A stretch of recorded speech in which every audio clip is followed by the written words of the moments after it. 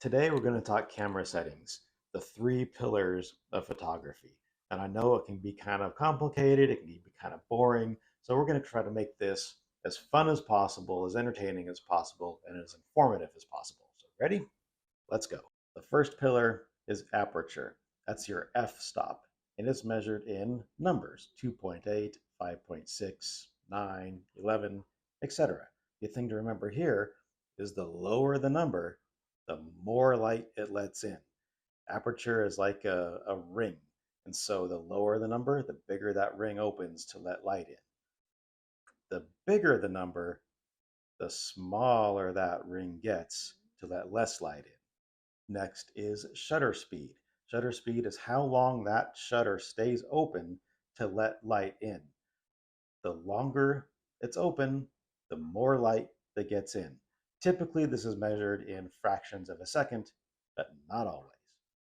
ISO, sometimes pronounced ISO, is a little bit different than aperture or shutter speed because it's not directly affecting the amount of light that gets in, it's affecting how sensitive the sensor or the film is to that light. And that's typically measured in hundreds. Typically, a camera has a lowest ISO setting of 100, sometimes lower, and then it moves up from there 125, 150, 200, 400, all the way up to thousands. So the higher the number, the more sensitive that sensor is to light. Drawback here is that as that number goes up, the photograph typically gets more and more grain or noise in it. So a lot of photographers often keep that number as low as possible to reduce the amount of noise. However, there are ways around that, and technology has advanced enough where those higher ISOs really aren't that big of a deal. Let's look at some comparisons of what ISO can do and what happens when you shoot at a higher ISO. So here we're looking at a picture on a very low light morning. I use an ISO of 400 as opposed to my regular 100. And watch what happens when you shoot at 400 ISO on my camera anyway. Look at this noise that you start to get. All cameras produce a different amount of noise at different ISOs. This particular Canon produces this amount of noise at 400 ISO. Now, is this a big deal? Some say no, some say yes, especially when you're looking at it from here. It's probably not that big of a deal. There's people who say that that grain adds a certain personality to a photo and that there's nothing wrong with having it. If you shoot at a lower ISO, that amount of grain is going to be less and less and less. As you go higher ISO, that grain is going to become more and more and more pronounced. However, using Lightroom here, we can denoise a photo, and depending on what you like, that may or may not be for you. But if we look at that same photo with denoise applied to it, looks just the same from a distance, but as we zoom in, then we can see the amount of detail it brought back and the amount of noise it reduced. So this is before and after. Obviously quite a difference. Did that with these photos as well. We have these palm trees and that early morning just glow before the sun even came up. So this is after the denoise, and that's before the denoise. From a distance, maybe not that big of a deal. So maybe if you're going to print something like this very large, that might make sense to go through that denoise process.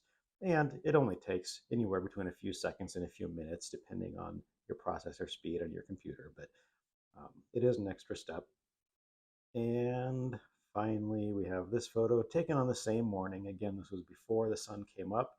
So we're using an ISO of 400 because it was really the only option left to mess with the ISO to get the exposure.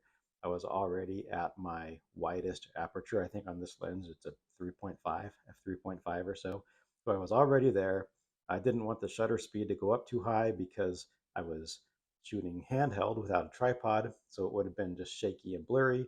So with those two options out, the only thing left is to increase the ISO. So that's what we did. And so this is after the denoise, and this is before the denoise. Personal preference, which do you prefer? And just to throw in one more layer of complication, your aperture doesn't only control the amount of light let into your camera, it also controls your depth of field. And by that, I mean when you see those beautiful portraits or wildlife images where the subject is crystal clear, crisp focus, and the background is all blurred out. That's called bokeh or bokeh. I call it bokeh. But that's an effect you get by using a lens. It's called a fast lens with a really high aperture, meaning a very low number. So you might see f1.2 or 1.8 or 2.8. The lower that number, the faster the lens, the more expensive the lens, and the more you're able to control that depth of field and get that beautiful bokeh. On the other side of things, in landscape photography, when you see a crystal clear foreground and it's crisp all the way to the mountains in the back, that's using an f-stop that is lower or a higher number. So an f9, f11, f20. So things to consider as you're looking at lenses, as you're looking at settings for the scene that you're trying to capture. As good as iPhone and other camera phone qualities have gotten, having control over these three pillars is why I still choose to shoot with a real camera. I did a video comparing an iPhone to a Canon, which you can check out. The quality is close, but I still prefer to have that full control over how the light is coming in to shape the vision that I want.